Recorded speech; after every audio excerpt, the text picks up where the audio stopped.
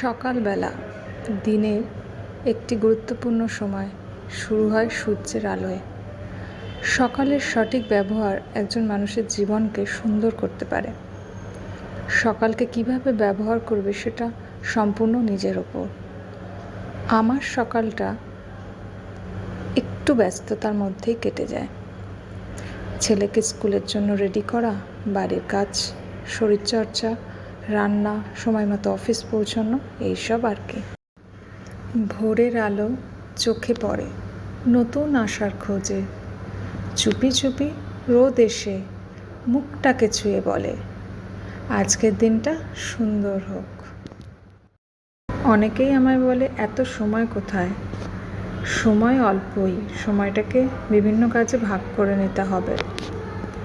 তবে নিজের জন্য সময় বার করাটা খুবই প্রয়োজন, তাতে মন, স্বাস্থ্য দুটোই ভালো থাকে।